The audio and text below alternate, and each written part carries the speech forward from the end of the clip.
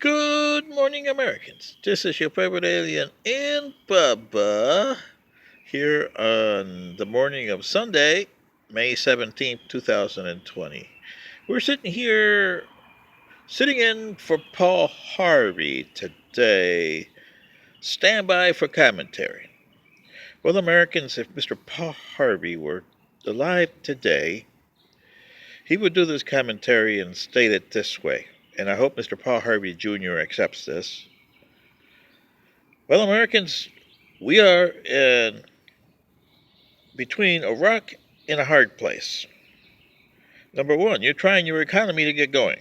Number two, you got COVID 19. And number three, you got a second pandemic looming on your face. So this commentary is about Brazil and China, the starters of the two pandemics. 120 years ago, there was no Florida as you know it. There was no Miami, no St. Petersburg, just little towns in South Florida. Because South Florida was hot, it was humid, and they had mosquitoes and a lot of yellow fever. Yes. And it took a guy named Walter Reed, who later went on to Cuba and got his fame that way, to not rid yourself of yellow fever, but mitigate it, because you don't get rid of yellow fever. And for the last 120 years, you thought, we got cured from yellow fever. Yeah, there's no cure for it, by the way, Americans. But today, in November 2019, China started COVID-19. That's beside the point now. It's here and gone, and we have it. And they know it. But the only problem is, while they were starting COVID-19, a little thing in Brazil was starting yellow fever.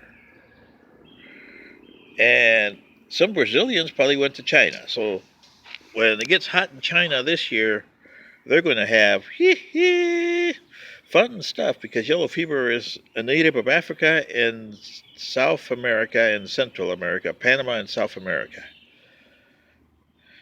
And the conditions in China are just right in the summertime, especially around Shanghai and Canton, Wuhan province. Oh, and look at all those millions of people with no sanitation in China.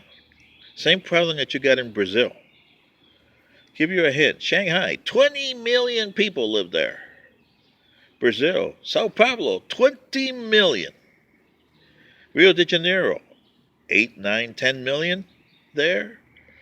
And those shanty towns that are around that, so you make the population in the metroplex there maybe 40 million in Sao Paulo alone, and 25 million or something like that in Rio de Janeiro. Same with Shanghai, Canton, Beijing, and other cities, Wuhan. So here's the problem, Americans. Why don't you report the deaths in countries with yellow fever, like Africa? Angola's had a breakout since 2016, but nobody goes to Angola, right? Yeah.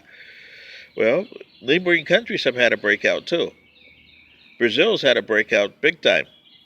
How many people have died in Brazil from January to May 2020 via yellow fever?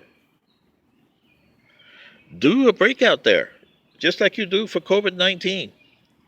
And you notice Brazil is now reporting for COVID-19 over 220,000 cases, and the death rate has climbed to over 14,000 as of this morning.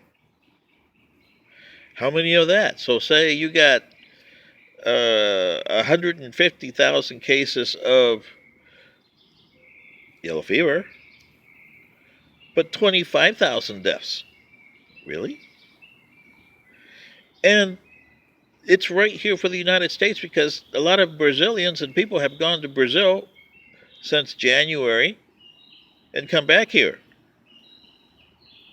And nobody's paid attention to them. So they went all over the country, and how many people have they infected? And the virus, you could have a stowaway mosquito someplace.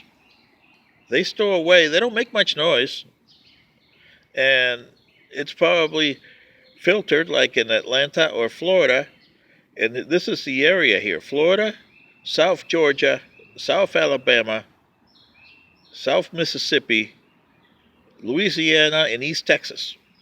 Very humid, very hot, and a lot of standing water. And this year, even worse because you guys have a lot of rain and you don't take care of your rain storms the way you do. So it backs up and the water standing still. And here in Atlanta, you got a lot of dilapidated houses and houses that nobody goes see. So it's got a lot of standing water, a lot of derbis and eyesores that the mosquito likes. So you look forward to a second pandemic this summer, Americans. This is your favorite alien and Bubba, sitting in for Paul Harvey today. Good day.